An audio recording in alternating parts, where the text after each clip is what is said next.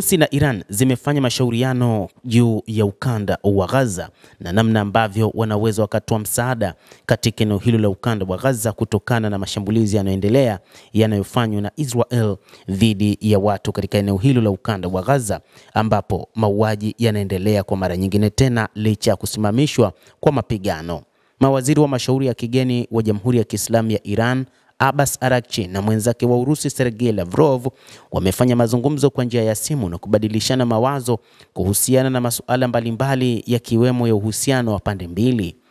Wizara ya mambo ya nje ya Russia imetangaza kuwa Sergei Lavrov na Abbas Araghchi wamefanya mazungumzo hayo. Waziri wa mambo ya nje wa Russia na mwenzake wa Iran wamejadili kubadilishana mawazo kwa njia ya simu, na jambo kubwa ambalo wamelielezea ni namna ya kutatua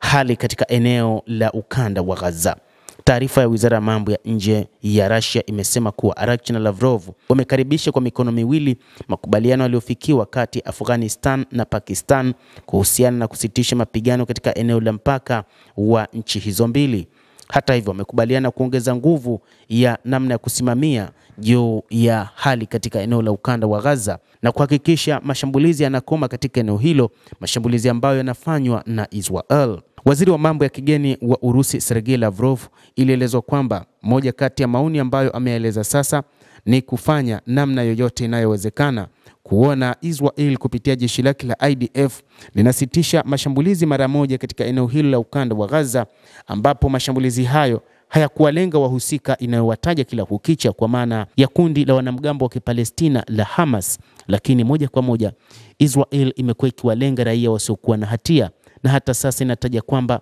vifo zaidi ya 70,000 vimeshatokea na maelfu ya watu wamejeruhiwa vibaya kutokana na vita hivyo, huku raia hao wakati mwingine wakikosa chakula, maji na vifaa tiba pamoja na huduma za kijamii. Mawaziri hao wa mambo ya kigeni wamejadili mambo mengi na wamejadili zaidi kuhusu matukio ya Asia Magharibi, hususan ukanda wa Gaza, na kuchunguzwa suala hili katika Baraza la Usalama la Umoja wa Mataifa na hali katika bodi ya magavana ya mawakala wa kimataifa wa nishati ya atomiki. Mawaziri hao wa mashauri ya kigeni wa Russia na Jamhuri ya Kiislamu ya Iran